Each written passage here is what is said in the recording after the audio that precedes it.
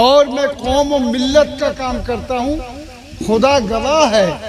کہ میں نے پوری زندگی کوئی رشوت کا پیسہ نہیں کمایا۔ میں نے سیاست عبادت سمجھ کے کی ہے،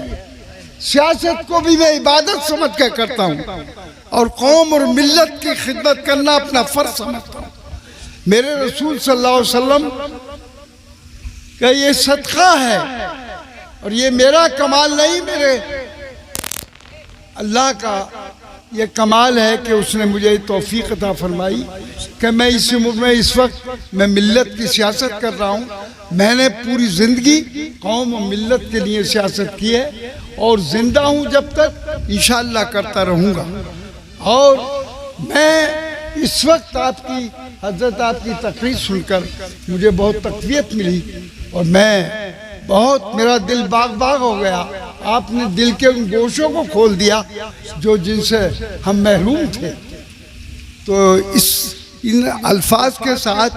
بہرحال میں یہاں حاضر ہوا، اللہ نے مجھے توفیق دی۔ میں اس عمر میں روزانہ میرا یہ ورد ہے کہ صبح سے جب کام کرنے نہا دھو کر بیٹھتا ہوں تو رات کے 12-1 بجے تک کام کرتا ہوں، جب سونے کے لیے جاتا ہوں، اور اللہ کے فضل سے پھر 3 بجے سو کر پھر اٹھ بیٹھتا ہوں۔ جی ہاں، اللہ کے بارگاہ میں اور سرور کائنات صلی اللہ علیہ وسلم کے صدقے میں بہرحال اس سے دعا مانگتا ہوں، اسی سے دعا کرتا ہوں کہ پروردگار ہمیں اور ہماری قوم کو، ہماری ملت کو وہ جذبہ، وہ ہمت، وہ حوصلہ عطا فرما دے کہ جس سے کہ ہم سچے پکے مسلمان بن جائیں، اور ہم نبی کریم صلی اللہ علیہ وسلم کے صدقے میں بہرحال یہ دنیا کی جو بھی مصائب و مشکلات ہیں،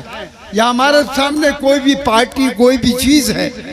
یہ ہمارا کوئی کچھ نہیں بگاڑ سکتی۔ میں روزانہ، اب بھی کئی چینل والے تھے روز میرا بیان لیتے ہیں، اور میں ہر موڑ پر ملت کا کوئی بھی، میرے پاس جب یہاں اتراکھنڈ کے اندر سے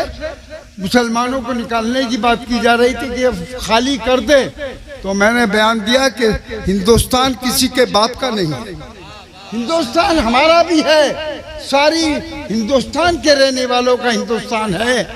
تم نہیں نکال سکتے، اور ہمیں کسی کی طاقت نہیں ہے جو یہاں سے ہندوستان سے نکال دے۔ ہم ہندوستان کے مالک بھی ہم بھی ہیں، کون نکال سکتا ہے ہمیں؟ لیکن ہم اپنے اعمال کو ٹھیک کریں، اپنی زندگی کو سنواریں، اور جیسا کہ حضرت نے ابھی تقریر فرمائی اور جن چیزوں کی طرف اشارہ کیا ہے، بہت بالکل یعنی نئی چیزیں میں نے آپ کے زبان سے سنی۔ بہرحال میں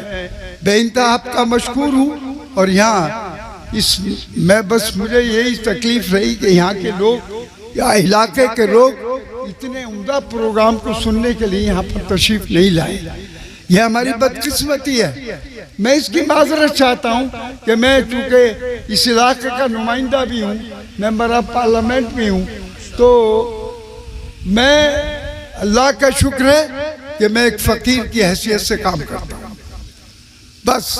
میں کوئی پیسہ میں ملت کے لیے کرتا ہوں کہ میری قوم آج بھٹکی ہوئی ہے، اور جو مسلمان جیسا ہونا چاہیے آج ہم ویسے مسلمان نہیں ہیں، اس لیے ہمیں ستایا جا رہا ہے، ہمارے ساتھ ظلم ہو رہا ہے، اور سب سے زیادہ ظلم اس دیش میں ہمارے ساتھ ہوا ہے۔ لیکن ہم اپنے اعمال کی طرف بھی دیکھیں، اپنے کردار کی طرف دیکھیں، ہمارا کردار کیا ہے؟ ہمارا کردار اگر دیکھیں تو جیسے آپ نے پورے اسلامی کردار کے اوپر جو روشنی ڈالی ہے، تو میں سمجھتا ہوں بس اسی کا اپنا، اگر آپ اسی راستے پر چلیں گے تو دنیا کی کوئی بھی بڑی سے بڑی طاقت ہمیں مٹا نہیں سکتی، اور یقیناً اللہ تعالیٰ سرور کائنات صلی اللہ علیہ وسلم کے صدقے میں ہمیں بہرحال وہ راحت دے گا، وہ سکون دے گا، اور آج ہم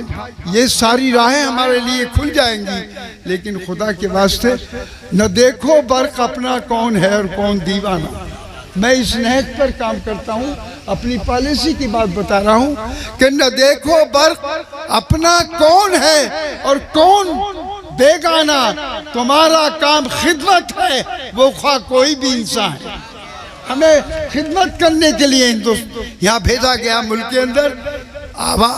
ہم خدمت کریں قوم کی، ملت کی، اپنے مذہب کی، سب چیزوں کی اور غیروں کی بھی، تاکہ وہ ہمارے عمل کو دیکھ کر وہ بھی تمہارے بن جائیں۔ بہرحال تو بھئی ہمیں نے ساری دنیا کو دیا درس وفاداری، ہمیں نے ساری دنیا کو دیا درس وفاداری، اور تعجب ہے ہمیں سے بے وفائی کی شکایت ہے۔ جی تعجب ہے ہمیں سے بے وفائی کی شکایت ہے۔ ہاں میرے اللہ بدلے گا نظام گلستاں کب تک، اور رہیں گے پھول خاروں میں نصیب گلستاں کب تک؟ کبھی تو راحت منزل کبھی تو راحت منزل میرے حصے میں آئے گی، مجھے دھوکے پہ دھوکہ دے گی گرد کارواں کرتب۔ خدا نعرے رسالت، فیضان اولیاء کرام، نعرے تکبیر، سید